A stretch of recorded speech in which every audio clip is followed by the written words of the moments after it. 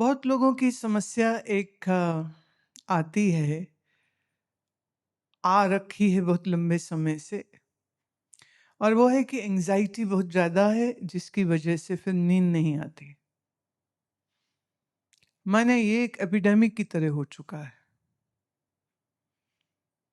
माने किसी भी उम्र का, वो स्टूडेंट है, वो मिडिल एज का है, वो वर्किंग है, वो नॉन वर्किंग है, वो शादीशुदा है, वो तलाकशुदा है, वो कुछ न कुछ ऐसा समस्या जीवन में हो रही है या हो जाती है, जिसकी वजह से नींद आने में कष्ट हो जाता है। इस समय पर साइंस इसके ऊपर बहुत काम कर रही है, लेकिन अभी भी बहुत कुछ उनके पास भी प्रश्न हैं जो वो ढूंढ रहे हैं। हमारे योग ऋषियों ने इसके बारे में तो बहुत पहले से ये चर्चा कर दी थी। जिस मन में कृष्ण वृत्तियां होंगी, माने राग, द्वेष, अभिनिवेश होगा, अस्मिता होगी, उनको इस मन के रोग के कारण, इसको हम रोग कहते, नींद नहीं आ सकती, मन में चैन नहीं होगा, कष्ट होगा। इसमें दो तरीका होता है तकलीफ का। एक तो ये है, वो लोग जिनको नींद आती ही नहीं, वो बिस्तर पर ही लेफ्ट राइट होते रहते। दूसरे वो है जो नींद तो आ जाती है, पर लगभग कह सकते हैं तो 12 और 3 बजे के बीच में नींद खुल जाती है। कौन है जिनकी ऐसी नींद खुलती है? वो हाथ खड़ा करें। लगभग 40%।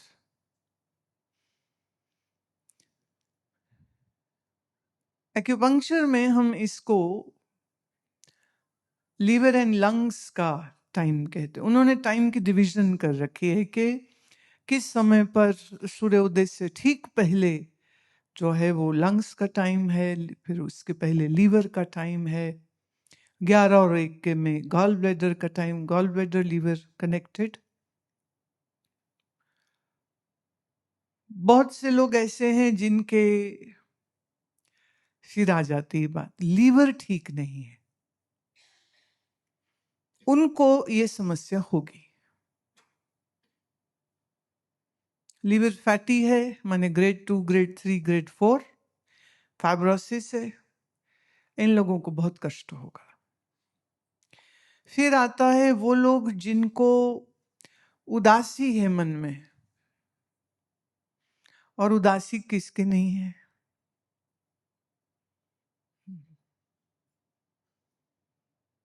वो शायर लिखते हैं ना, किसी को मुकम्मल जहां नहीं मिलता, किसी को जमीन तो कभी आसमां नहीं मिलता। जमीन मिल गई कभी और आसमान नहीं है, तो आसमान मिल गया तो जमीन नहीं है, और दोनों एक साथ मिलते नहीं हैं।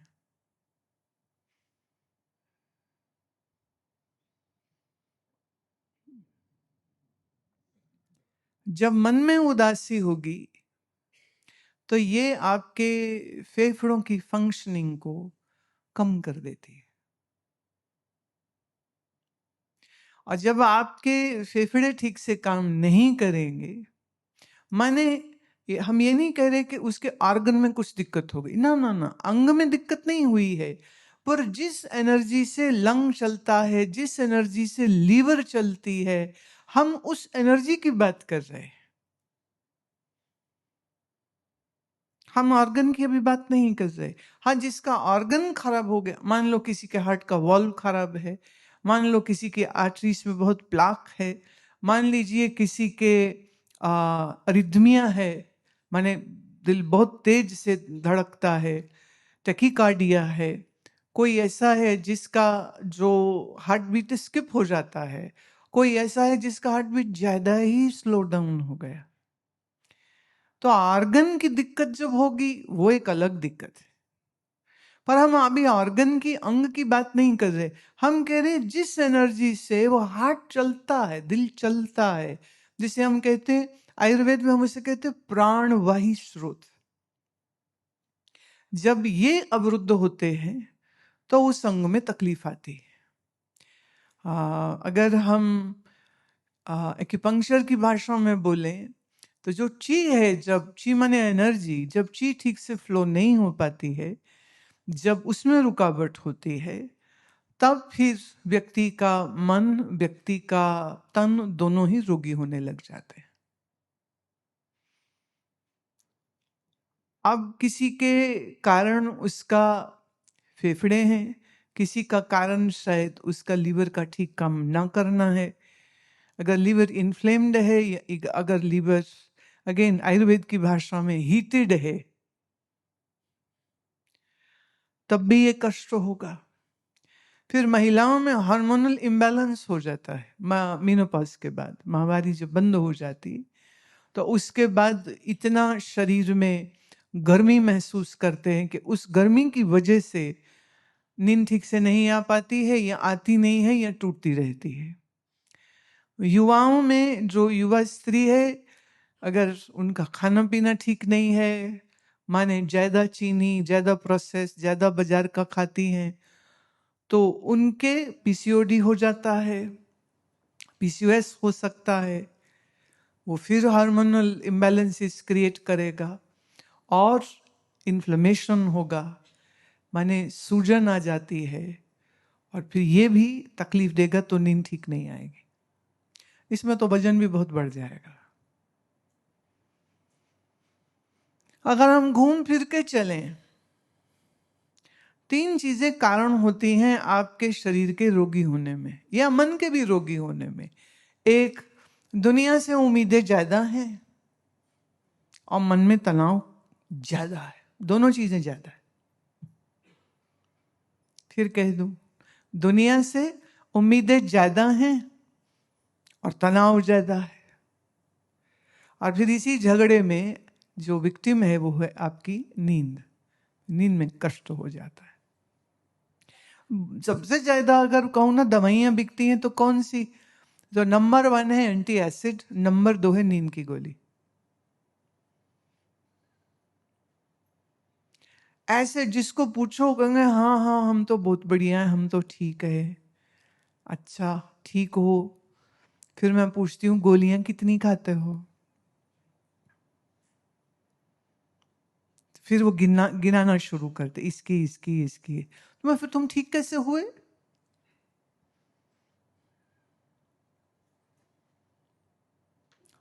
गोली खाने की आवश्यकता तभी है ना जब या तो मन में कष्ट है या तो शरीर में कष्ट है, नहीं तो दवाई कोई क्यों खाएगा? अब यहां आ जाती है बात विचार और सत्संग की। सत्संग तुम सुन तो लेते हो, पर ना वो वन वे ट्रैफिक है, इस कान से अंदर इस कान से बाहर। You know one way traffic, no U turns allowed. So listening from this ear and going out from this ear, please make a U-turn, take it towards the heart, or maybe take it towards the brain. Yeah?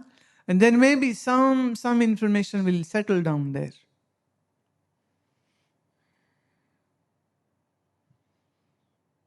खाली सत्संग सुनने से अगर सब ठीक हो जाता ना, तो मेरे से ज्यादा खुश कौन हो सकता है? खाली सुनो सब ठीक। सुनने के साथ साथ सुने हुए वचन का पालन भी तो जरूरी है या नहीं? वो आपके डैडी करेंगे कि मम्मी करेगी पालन उसका? लोग कहेंगे बाकी सब ठीक है, बस मैं बस ये तो रही बस आई है ना, बहुत बड़ी है, बस क्यों लाए? कि नहीं बाकी सब ठीक है, बस मम्मी ठीक नहीं है, पापा ठीक नहीं है, बेटा ठीक नहीं है, बहू ठीक नहीं है, काम ठीक नहीं है, मैं ठीक नहीं हूं, पड़ोसी ठीक नहीं है, हमारी सरकारी ठीक नहीं है, मौसम ठीक नहीं है, चंद्रमा भी ठीक नहीं है, धरती भी ठीक नहीं, पता नहीं क्या कुछ ठीक नहीं है। एक सिर्फ जवाब काफी होना चाहिए कि मेरा दिमाग ठीक नहीं है।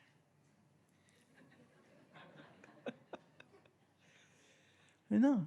वो स्कूल में सिखाते थे ना, सदा सच बोलो, कभी झूठ ना बोलो। तो सच क्या है? तो ये कोई पूछे ना आप कैसे हो, वो कहा करो दिमाग खराब है। दिमाग खराब है। खराब ही तो है ना, जब दूसरों से उम्मीदें तुम करते हो फिर दुखी तुम ही होते हो, तो तुम्हें अक्लमंद कौन कहे?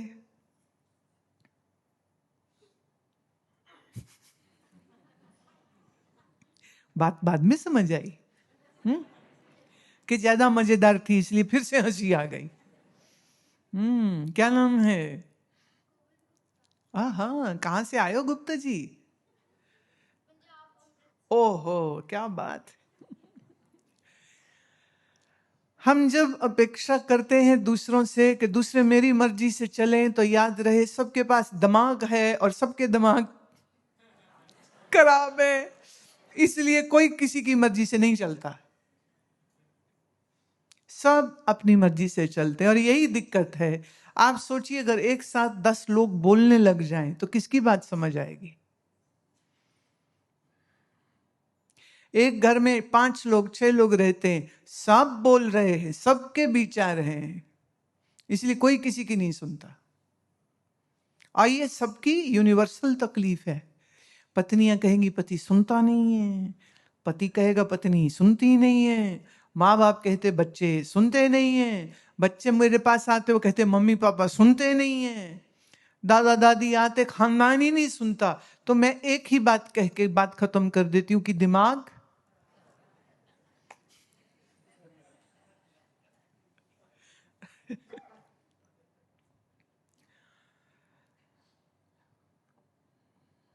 फूल की दुकान में जाएंगे फूल मिलेंगे, और जौहरी की दुकान पे जाएंगे तो जेवर मिलेंगे। आइए, जो संसार है ना, ये दुख की दुकान है। तो लेने जाओ सौदा सुख का, मिलता वही है ना जो वहां पर है। नहीं तो ट्राई कर लेना, वो दुकान हो सब्जी की, आलू बैंगन गोभी गाजर सब लगा हो, और तुम जाके कहो भैया 2 मीटर कपड़ा दे दो, तो वो क्या कहेगा? दिमाग। या किसी ज्वेलर की दुकान पे चले जाना और कहना भैया जल्दी करो 5 किलो आलू दे दो, 2 किलो कांदा दे दो, जल्दी करो। वो क्या कहेगा? दिमाग। अब यही हो रहा है। पत्नी कहती पति देव तुम सुख दो, पति मन में सोचता है दिमाग। अब पत्नी सोचती कि पति सुख दे दे, और पति सोचता अगर मैं सुखी होता, अगर मैं सुखी होता तो शादी करता। दुखी था तभी तो नमूना बन के, चेहरा डाल के, बताओ, पगड़ी लगा के, तलवार लेके, घोड़ी पे चढ़ के, सारी दुनिया के सामने अपना तमाशा बना के, रिश्तेदार आगे नचवा के, और बैंड वाले को पैसा देके। दिमाग।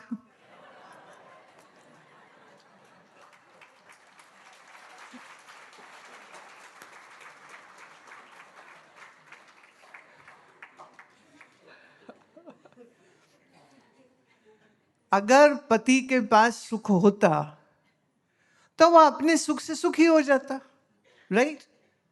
भाई अगर मेरे पास रोटी है, मुझे भूख लगी, मैं रोटी खा ली।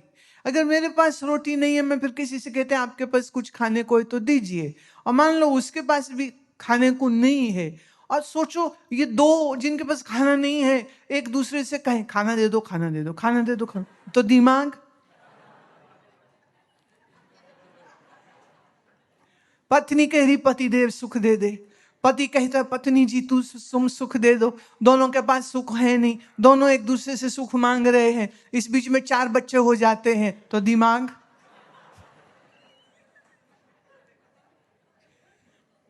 आइए, जो नमूने तुमने पैदा किए वो फिर कहते मम्मी अब तू सुख दे, खाना बना के दे, कपड़े दे, स्कूल का काम करा, ये करा वो करा, और मम्मी जी सब कुछ करती रहती, ये सोच के बड़ा होगा तो फिर ये मुझे सुख देगा। मम्मी का दिमाग।